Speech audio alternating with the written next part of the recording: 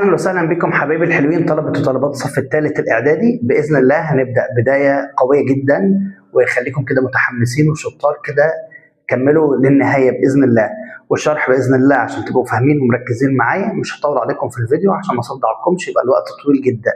باذن الله هيكون الشرح مبسط وسهل جدا، فيه كل التركات وفيه كل الحاجات. يعني هدي لك كل حاجه بيبقى محتاجها الجرامر او الكلمات او غيره، وهيكون في نفس الوقت بكل بساطه وسهوله جدا عشان ما اضيعش في وقت. يعني مش هعيد وازيد في نفس الحاجه، انت بقى محتاج تعيد وتزيد فيها. معاك الفيديو ترجع وتقدم تاني وتاخر براحتك، معاك الفيديو. برضه في نفس الوقت لو محتاج اي تساؤلات او في حاجه مش واضحه خالص هتكون في شرح باذن الله. ده باذن الله في قناه واتساب عاملينها وقناه تليجرام وفي رقم برضه الواتساب، تقدر تتواصلوا معايا في اي وقت لو في اي حاجه. تعالوا كده نبدا مع بعض باذن الله في يونت 1 في بدايه جديده في سنه 2027 ان شاء الله. هيكون اليونت 1 بيكلمنا فيه، هناخد النهارده جرامر اول حاجه كده في اليونت باذن الله. بيكلمنا عن present perfect المضارع التام. هو من الازمنه اللي ممكن حد يتخض منها. present perfect اللي هو المضارع التام. ان شاء الله باذن الله هناخده بكل بساطه جدا. ركزوا بس معايا، هو اي نعم في حاجات كتيره جدا، ولكن لما تركز فيها هتلاقيها بكل بساطه معاك سهله جدا. عشان اي زمن من الازمنه عموما هناخد فيه 4 حاجات مهمه. اول حاجه هناخد التكوين زي ما هناخد دلوقتي، بيتكون منين الزمن، الجمله اكونها ازاي. تاني حاجه النفي، تالت حاجة ازاي انك تعمل سؤال. رابع حاجة انك ازاي تستخدم الزمن او الزمن ده اصلا بتستخدمه امتى. تعالوا كده نبدأ بالبداية خالص. اول حاجة التكوين بتاعي، عشان يتكون عندي زمن مضارع تام او الجملة دي اقول عليها مضارع تام، بتتكون عندي من have وهاز وبعد كده بي اللي هو الباست بارتيسيبل اللي هو التصريف الثالث للفعل. سريعا، الفعل عندي كام بيكون ليه كام تصريف؟ بيكون اول وثاني وثالث. اي فعل بيكون له 3 تصريفات، اول ثاني ثالث. طيب التصريف الاول ده اللي هو بنسميه المصدر او الانفينيتيف، اللي هو مصدر الفعل بدون اي اضافات، ده اللي هو عندي الانفينيتيف. مثلا زي verb play، verb eat.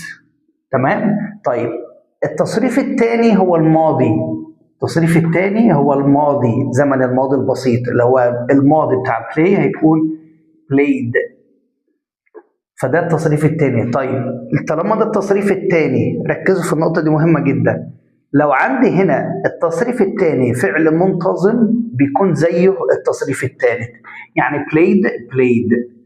عشان كده الافعال المنتظمه مش هتتعبك. يبقى عندي التصريف الثاني زي الثالث لو كان الفعل منتظم. طب لو كان الفعل غير منتظم زي verb eat ياكل، التصريف الثاني بتاعه ate، التصريف الثالث بتاعه eaten. فهنا للاسف هنحفظهم حفظ الافعال الغير منتظمه. احنا بقى محتاجين في الزمن بتاعنا المضارع التام محتاجين الباست بارتيسيبل التصريف الثالث للفعل. طيب تعالوا كده نبدأ بالبداية خالص. قلنا التكوين بيتكون عندي من ايه؟ بيتكون من have has تصريف ثالث، have has تصريف ثالث. ناخد مثال زي مثلا لما اقول I have،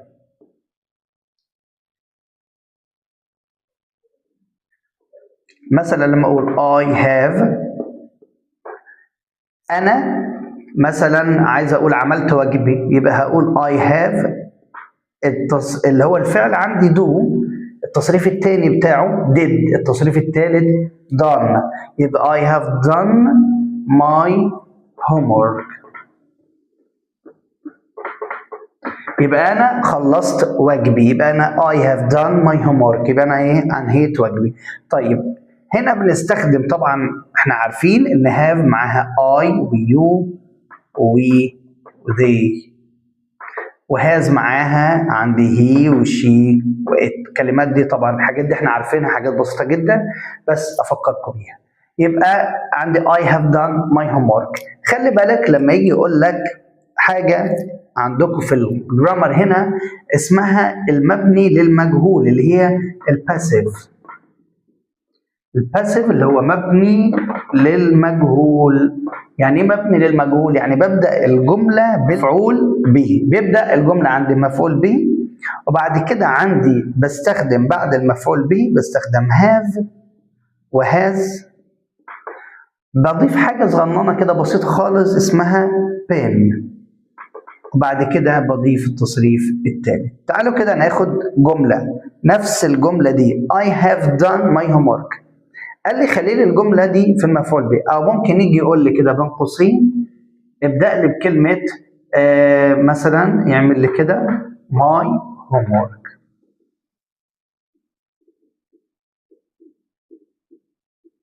يعني ايه الكلام ده؟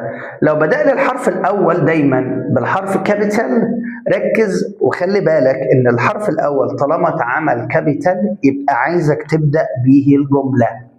طيب هقول هنا نفس الجمله دي I have done my homework، هقول my homework، بدأت بيه الجملة. طيب طالما أنا بدأت بماي هوم ورك، بدأت بيه الجملة، هل ينفع أقول الواجب عمل أو الواجب بيعمل؟ طبعا لا. يبقى هنا هو بيقصد بيها المبني للمجهول، لأن ده سؤال بيجي رخم كتير قوي. I have done my homework، my homework دي جاية بين قوسين، يبقى هنا طالما بدأ لي بأول حرف قال لي ده كابيتال يبقى تبدأ لي به الجملة، يبقى هستخدم بقى الإيه؟ اللي هو المبني للمجهول الباسيف. طيب my homework ده هقول my homework has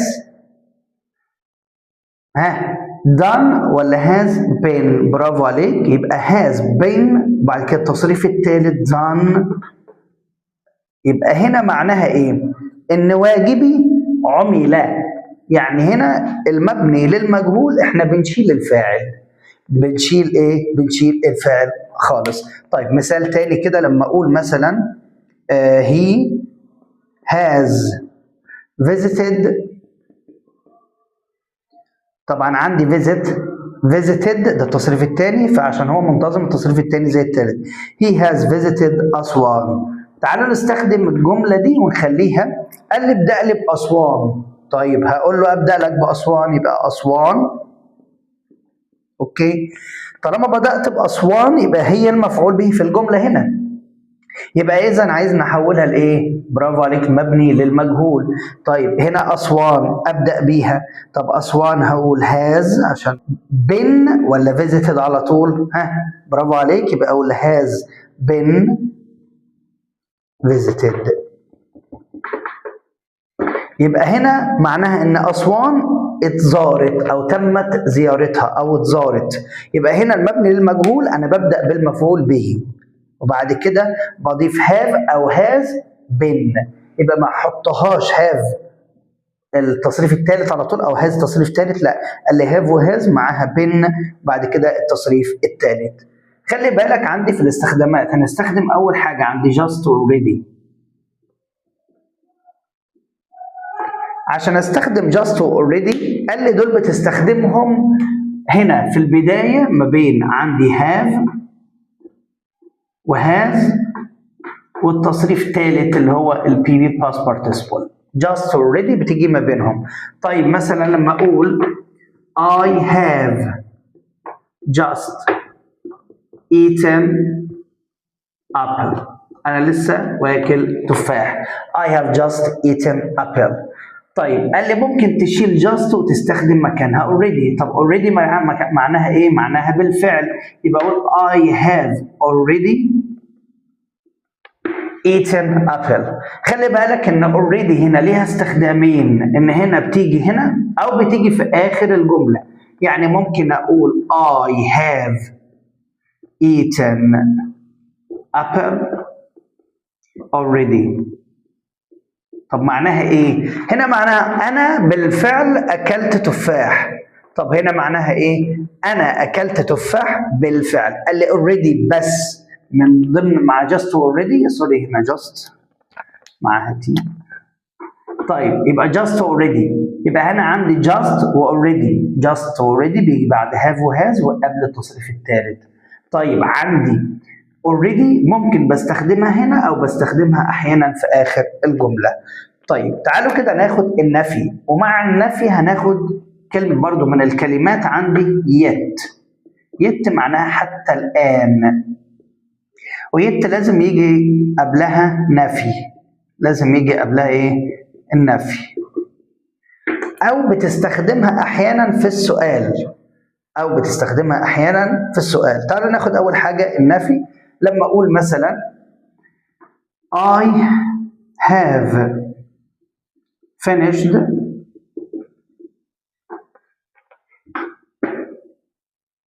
my homework yet. يعني I have finished my homework yet، يعني أنا لسه مخلص واجبي حتى الآن. طبعا الجملة هنا مظبوطة؟ طبعا لا، لأن احنا قلنا لازم يجي قبلها إيه؟ نفي. طب تعالى ترجمها كده بالعربي، أنا لسه مخلص واجبي حتى الآن. ما كلمة حتى الآن يعني لسه الحاجة ما خلصتش. يبقى برافو عليك. يبقى have هنا ما ينفعش تبقى كده، هتبقى إيه؟ هتبقى haven't، هتبقى منفية. يبقى I haven't finished my homework yet، يعني أنا لسه ما خلصتش واجبي حتى الآن. برضو نفس الجملة دي مثلا he has visited أسوان، ممكن نستخدمها لو عايز استخدم معاها قال لي استخدم yet. نستخدم yet ازاي؟ هقول he، برافو، has هتبقى ايه؟ لازم تبقى منفية، يبقى he hasn't، برافو، visited أسوان yet. يعني هو ايه؟ هو ما زارش أسوان حتى الآن، يعني هو ما زارش أسوان حتى الآن. يبقى بسرعة نراجع شوية دول عشان نمسح ونكتب بقى جديد. عندي التكوين بيتكون من المضارع التام، عندي have has تصريف ثالث، واحيانا بيبتدي يقول لي حولها للمبني للمجهول. قلنا المبني للمجهول ببدا بالمفعول به وبحذف الفاعل، لان مجهول يعني ما اعرفش مين اللي عمل ده. فهنا الواجب اتعمل، مين اللي عمله؟ قال لي مش عايز اعرف اللي عمل الواجب. هنا تستخدم لي بقى ان الواجب اتعمل. فطب الواجب هتعمل يعني ايه؟ هقول my homework has، قال لي have وهاز معاها been. قبل ما تقول have، احنا خدنا هنا في التكوين have has تصريف ثالث، تمام؟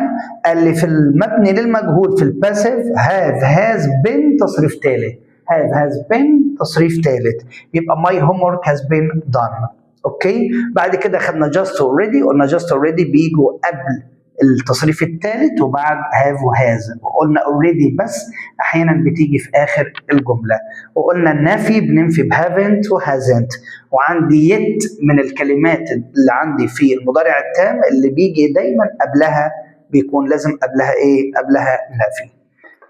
تعالوا كده نبدا مع بعض ناخد بقى الحاجات اللي بعد كده. عندي الكلمات، عندي since وفور، وعندي ever ونيفر.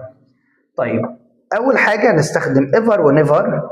قال لي ever دايما بتستخدمها في السؤال، يعني مثلا اقول لك have you ever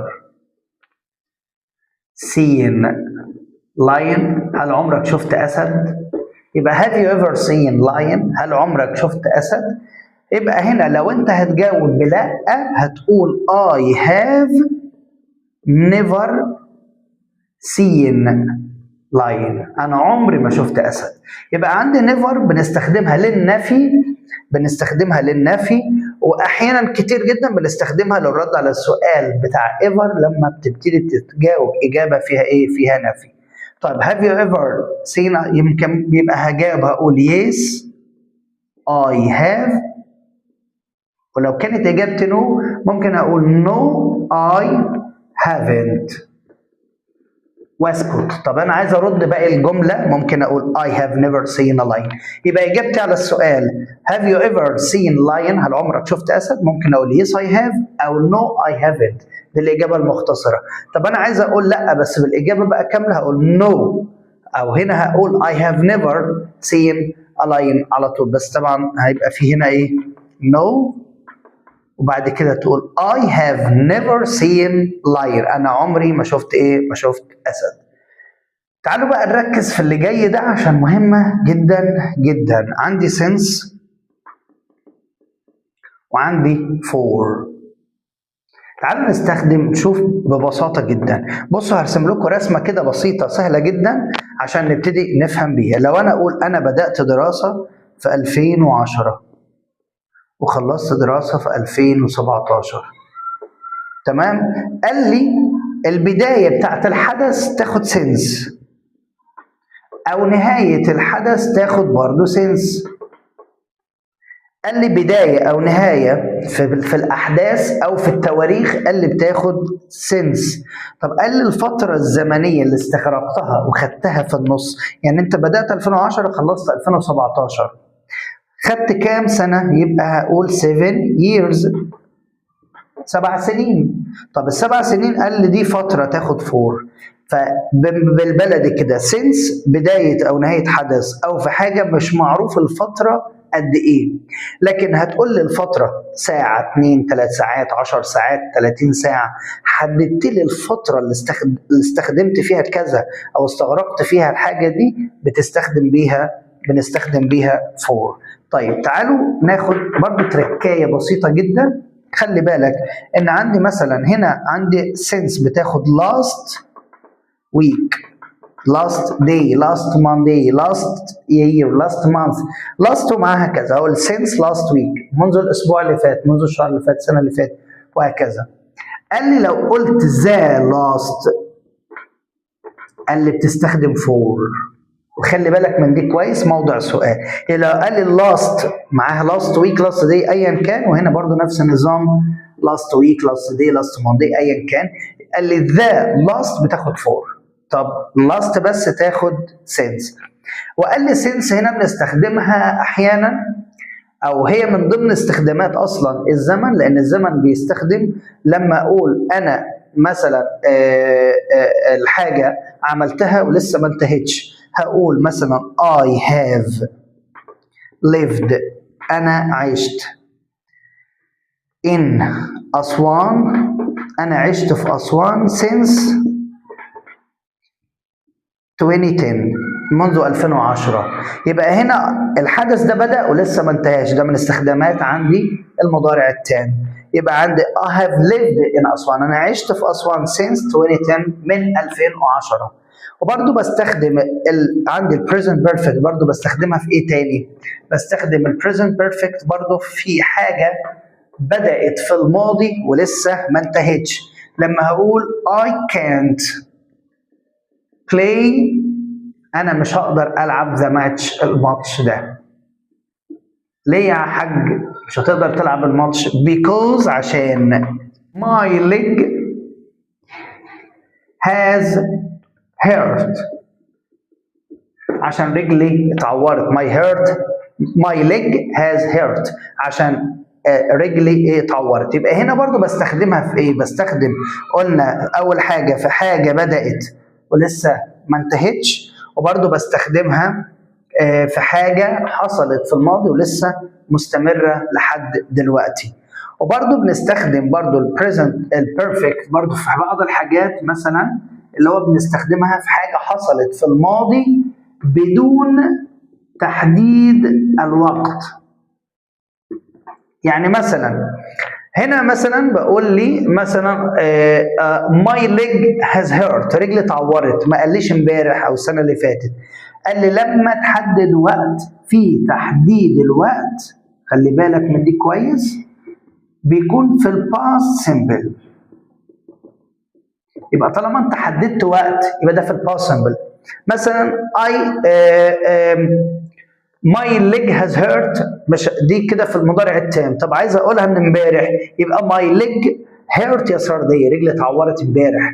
طالما حدد لي وقت يبقى ده احنا في الباست سيمبل. في الجمل اللي هو last week last day مش مع since، خلوا بالكم مع since ده اللي هو منذ، since دي خاصه بالمضارع التام. تمام؟ اما لما يقول لي الجمله بس، يقول لي مثلا انا اكلت امبارح او لعبت امبارح او عملت واجبي الشهر اللي فات السنه اللي فاتت، طالما حدد لي الوقت يبقى ده بستخدم في الماضي البسيط.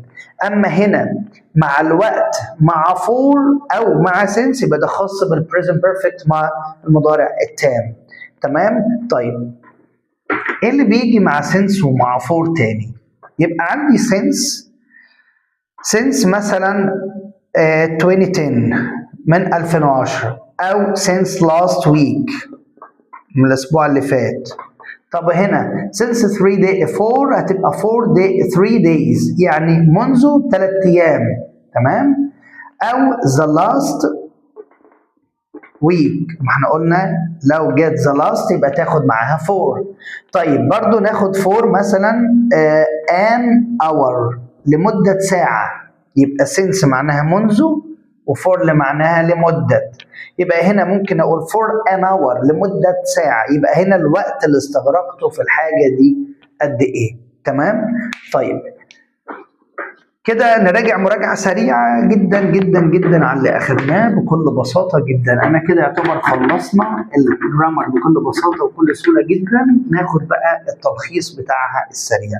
قلنا التكوين بيتكون عندي من have وهاز وبعد كده عندي البي بي، ده التكوين بتاعي. طب لو هخلي الجملة دي في الباسيف في المبني المجهول، قال لي مع have وهاز هيبقى في بين وبعد كده البي بي تصريف ثالث. طيب بعد كده قال لي مع just و already قال لي دول بيجي مع قبلهم have وهاز وبعدهم التصريف الثالث. وقلنا already بس هي اللي احيانا بتكون فين؟ بتكون في اخر الجمله. طيب بعد كده خدنا يت، قلنا يت دي بتيجي في نهاية الجملة وبتيجي قبلها الجملة المنفية. معلش بقى في العربي خط زي الفل، فهنا ايه؟ تيجي مع الجملة المنفية. طيب وقلنا ايه تاني؟ قلنا عندي ever بنستخدمها في السؤال، ونيفر بنستخدمها للنفي، أو بتبقى أحيانا في الرد على السؤال ده بالنفي. وخلوا بالكم ممكن بدل ما أقول مثلا I haven't eaten، أنا ما أكلتش، هقول I have never eaten. الاتنين صح.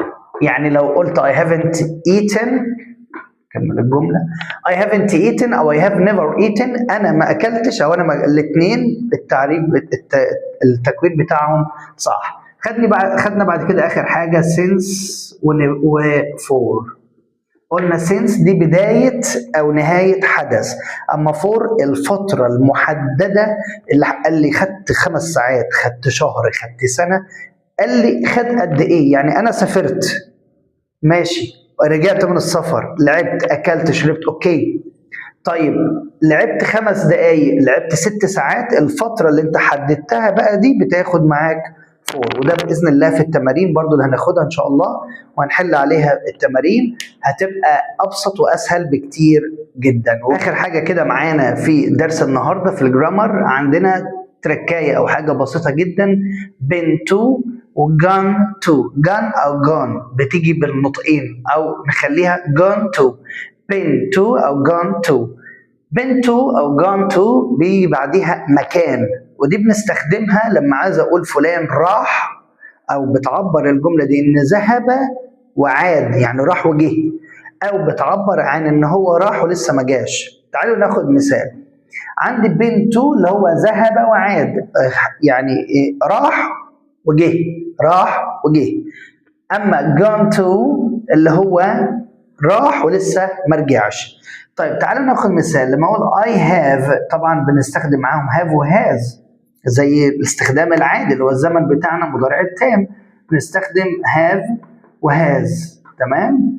على حسب. يبقى هنا I تاخد have، يبقى I have been to Paris. أنا رحت باريس. I want to go there again. عايز أروح هناك تاني. يبقى معناها إيه؟ معناها هو راح وجه. يبقى هنا لما يقول لي I have space نقط يعني مسافة Paris I want to go there again ويجيب لي بين تو جان تو، يبقى اختار أنهي؟ يبقى هنا طالما هو راح باريس وعاوز يروح تاني، إذا هو راح وجه، يبقى استخدم بين تو. طيب أحمد has gone to the club، يعني أحمد راح النادي. you can join him، هتلاقيه هناك دلوقتي. يبقى هنا معناها أحمد راح النادي هتروح هتلاقيه هناك.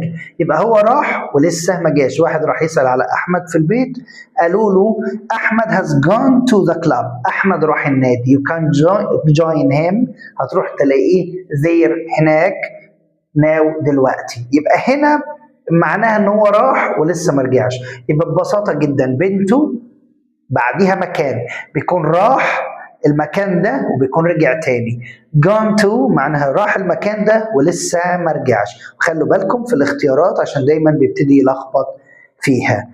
وبكده بنكون وصلنا لنهاية الفيديو النهارده وخلصنا كده الجرامر اليونت 1 بكل بساطة على قد ما قدرت أبسط وعلى قدر الإمكان عشان ما يبقاش في دوشة معاكم. إن شاء الله في تركات وحاجات بسيطة تاني هناخدها برضو مع حل الأسئلة عشان برضو يبقى معاكم كده ايه وقت انكم تذاكروا الحصة دي كويس قوي. حصة بسيطة وسهلة جدا. بطلب منك بقى تعمل لايك وكومنت وشير، وعندك اي استفسار او سؤال او في حاجة مش واضحة هتبعتها لي في التعليقات او تبعتها لي على قناة الواتساب او قناة التليجرام. وما تنساش تشارك القناة والفيديو ده لكل اصحابك ولكل زمايلك عشان يبقوا معانا. واستنونا ان شاء الله في فيديو جديد من فيديوهات شرح المناهج بكل بساطة مع مستر زكريا. جود باي.